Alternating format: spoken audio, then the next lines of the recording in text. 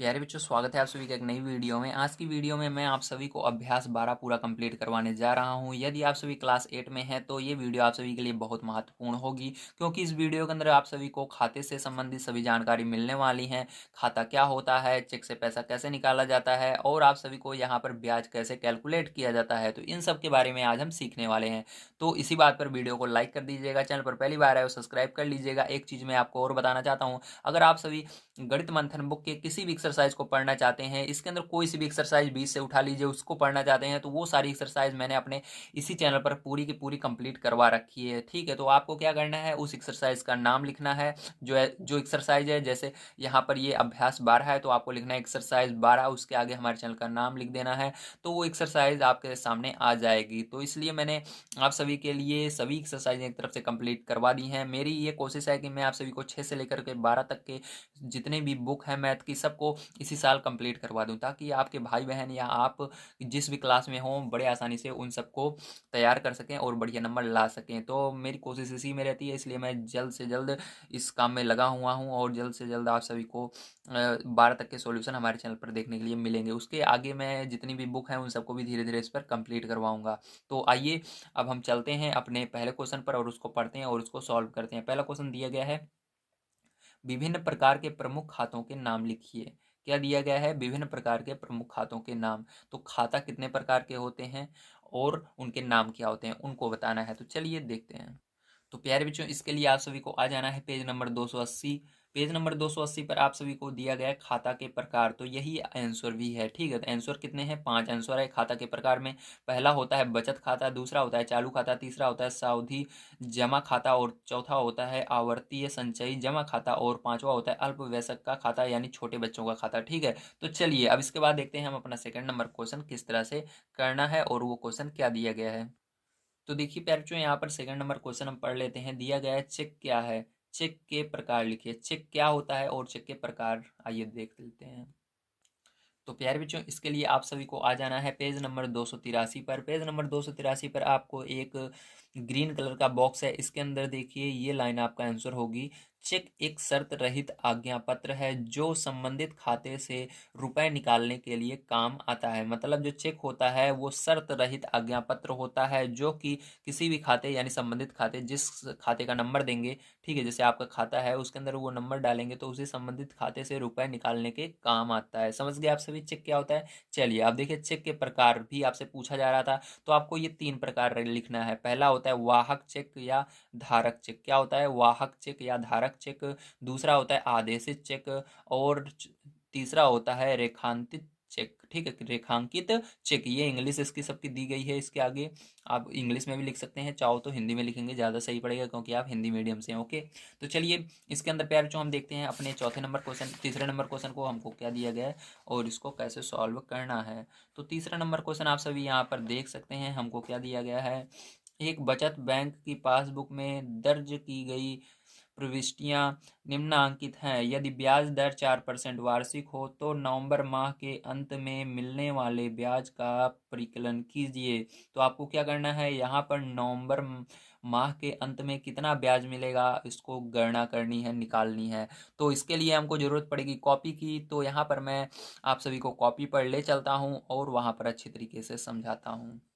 तो देखिए प्यारे बच्चों, इसके लिए आपको क्या करना होगा, यहाँ पर आपकी बुक में मैं आपको दिखा देता हूँ। यहाँ पर तो देखिए मैंने कैलकुलेट कर लिया है। मैंने कैसे कैलकुलेट किया आपको पहले बुक में समझा देता हूँ। ओके, तो यहाँ पर देखिए आपको सबसे पहले 1 से लेकर के यहाँ पर 1 तारीख कम करके देखिए 1 से लेकर के 9 तारीख तक लेना है। ठीक है, 1 से 9 तक गिनेंगे कितने दिन होते हैं, फिर उसके बाद 10 से 14 तक, फिर 15 से 29 तक, फिर 30 से 30 तक। ठीक है, तो इसको आइए कॉपी पर मैं समझाता हूँ। देखिए जैसे उसके अंदर दिया था 1 से 10, तो हमको 10 नहीं लेना है, 1 कम लेना है, 1 से 9 तक लेना है। 1 से 9 तक कितने दिन हुए गिन लीजिए, 1 को 1 2 3 इस तरह से गिनेंगे 9 तक, तो 9 दिन होते हैं। ठीक, कितने दिन हुए, 9 दिन हुए, तो 9 दिन हुए। तो देखिए इसके आगे क्या दिया गया था आपको, खाते में पैसे भी दिखा रहा है कितने पैसे शेष है। ठीक, तो यहाँ पर 90,000 थे, तो क्या करना है आपको, वो 90,000 यहाँ पर लिखना है। और ये जो 9 दिन आया है इसको गिनने पर 1 से 9 तारीख तक 9 दिन हुआ, तो इसी का 9 में गुणा कर देना, इसी 90,000 में 9 का गुणा कर देना है। तो गुणा करोगे कितना आएगा, 81 कितना होगा 8,10,000, कितना होगा 8,10,000 हो जाएगा आपका। ओके, तो यहाँ पर इसी तरह से हम आगे करेंगे 10 से लेकर के 14 तारीख तक लेंगे। कितने तारीख तक लेंगे? 10 से 14 तारीख। तो 10 से यहाँ पर 15 दिया हुआ है, लेकिन एक कम करके लेंगे नीचे वाले में से 10 से 14 तक। फिर अगले वाले में लेंगे 15 से 29 तक, 30 नहीं लेंगे, एक कम करके। ठीक है, समझ गए आप सभी? तो इस तरह से लेना है। तो यहाँ पर आप मैंने इसी तरह से लिया है, 10 से 14 लिया, फिर उसके बाद 15 से 29 लिया, फिर 30 से 30, लास्ट में एक दिन बच जाता है, जैसे 29 तक लिया लेकिन 30 बच जाता है, तो वहाँ पर क्या करें 30 से 30, मतलब उसी दिन को लेंगे, 30 से 30 ही दिन। ठीक है, एक दिन हो रहा है, तो इस तरह से करना है। तो जो आएगा उसी का क्या करना है, उसके आगे जो रुपए दिए गए हैं उसी में गुणा कर देना है। तो देखिए जैसे यहाँ पर सेकंड वाले में 1,10,000 दिया गया था, तो यहाँ पर मैंने 1,10,000 लिखा, 5 दिन आया, 5 से गुणा कर दिया। तीसरे वाले में देखिए आपका यहाँ पर 1,30,000 दिया गया था और 15 दिन आया, तो यहाँ पर देखिए तीसरे वाले में 1,30,000 है, तो यहाँ 3,000 है, तो यहाँ पर 1,03,000 था, तो यहाँ पर हमने क्या किया 15 से इसी गुणा कर दिया, तो इतना आ गया। इसी तरह से लास्ट वाले में एक दिन बन रहा था, तो लास्ट वाले में देखिए रुपये 10,000, 1,09,900। ठीक है, 1,09,900 दिया गया है, तो इसके अंदर क्या करेंगे हम, एक का गुणा करेंगे तो आपका यही आएगा। तो इस तरह से करना रहता है। अब इसके बाद क्या करेंगे, अब इसके बाद आपको मूलधन बराबर कुल दिनों की संख्या निकालनी है। ठीक, मूलधन निकालना है। क्या निकालना है? मूलधन। तो मूलधन निकालने के लिए आपको कुल दिनों की संख्या, मतलब कुल का मतलब होता है जोड़ना, सबको जोड़ेंगे, जितने भी दिन आए हैं इन चारों दिनों को हम जोड़ लेंगे, कितने रुपए हैं। ठीक है, चारों दिन के। तो चलिए, कुल दिनों की संख्या के रुपए, ठीक है, रुपए का योग, इस तरह से लिखिए, योग। ठीक है, कुल दिनों की संख्या के रुपए का योग। ठीक है, मतलब हमारे खाते में कितने रुपए बचे हैं इसको लिखेंगे। ठीक है, समझ गए आप सभी? चलिए अब देखिए क्या करेंगे। अब यहाँ पर ये जो सभी रुपए हैं इनको लिखेंगे, तो यहाँ पर लिखेंगे 81, ठीक है, 40। इसके बाद प्लस लगाएंगे 5,50,000, प्लस लगाएंगे 15,45,000, प्लस लगाएंगे 1,09,900, इस तरह से। ठीक है, ओके, समझ गए आप सभी? अब इन सबको क्या करना है, आपको जोड़ लेना है। तो ये सब रुपए में है, ध्यान रखिएगा। ठीक, तो ये मूलधन हुआ कुल दिनों की संख्या के रुपए का योग। ठीक, कुल दिनों की संख्या के रुपए, तो ये जितने भी दिन हैं उसके अंदर जितने जितने रुपए हैं उन सबको जोड़ना था, तो हम यहाँ पर जोड़ रहे हैं। जब आप इन सबको जोड़ेंगे, ठीक है, जब आप इन सबको जोड़ेंगे तो आप सभी का कितना आ जाएगा, मैंने इसको पहले से जोड़ लिया है ताकि आप सभी का समय बचे। तो यहाँ पर आप सभी का आ जाएगा 30,14,900। कितना आएगा? 30,14,900। ठीक, इतना आया। अब देखिए इसके बाद क्या करना है, इसके बाद आपको अब ब्याज निकालना है। क्या निकालना है? ब्याज निकालना है। तो ब्याज बराबर फॉर्मूला पता होना चाहिए आपको, तो चलिए मैं लिख देता हूँ। ब्याज बराबर होता है मूलधन गुणे दर गुणे समय बटे में 100, ये होता है आपका फॉर्मूला। ठीक है, अब देखिए यहाँ पर सारी चीज़ें हम रख देंगे। मूलधन हमने अभी निकाल ही लिया है, 30,14,900, इसको रख दिया मैंने। दर आपकी बुक में दिया गया है, मैं आपको एक बार दिखा देता हूँ कहाँ पर दिया गया है। तो देखिए आपको दिया गया है, यदि ब्याज दर 4% वार्षिक हो तो आपका ये दर भी दिया गया है। और रही बात हमारा समय का, तो देखिए यहाँ पर आगे दिया गया वार्षिक, मतलब 1 वर्ष का समय है। ठीक है, वार्षिक जब लगा रहे तो 1 वर्ष का समय है। तो हमको सारी चीज़ें बुक के अंदर ही दी गई हैं, तो दर यहाँ पर 4 लिखेंगे और यहाँ पर गुणा लगाएंगे।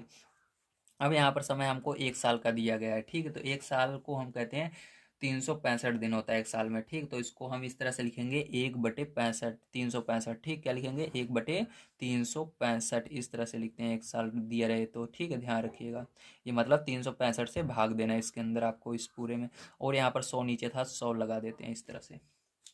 ठीक है, आप सभी को समझ में आया? अब देखिए यहाँ पर 2 जीरो से ये 2 जीरो कट जाएंगे, और यहाँ पर जब आप 4 का गुणा इसके अंदर करके इसको 365 से भाग देंगे, पहले 4 का गुणा इसके अंदर कर लीजिएगा, फिर 365 से इसके अंदर भाग दीजिएगा, तो आपका आंसर आएगा 330,40 रुपये। कितना? 330,40 रुपये। ठीक है, तो ये क्या होने वाला है? आपका आंसर होने वाला है। ओके, तो इस तरह से आपको करना था। चलिए इसके 4 नंबर क्वेश्चन को देखते हैं किस तरह से होगा। तो 4 नंबर का क्वेश्चन देखिए मैंने यहाँ पर नोट कर लिया है। इसी तरह से आपको 4 नंबर क्वेश्चन में भी करना होगा। ठीक है, आपको क्या करना है, यहाँ पर सबको इस तरह से कैलकुलेट करना है जैसे मैंने बताया आपको, ठीक है। तो यहाँ पर देखिए 6 से 7, यहाँ पर देखिए आपके बुक में क्या दिया गया है, 6 से 12 तारीख तक दिया गया है, तो 12 नहीं लेंगे, एक कम लेंगे, 6 से 11 तारीख। तो 6 से 11 तारीख लेना है, कितने दिन होंगे इसको गिन लेना, 6 दिन होंगे। और जो इसके सामने रुपए दिया गया है, जैसे 15, 1,50,000 दिया गया है, ठीक है। तो 1,50,000 के अंदर इसे 6 से गुणा कर दोगे तो आपका 9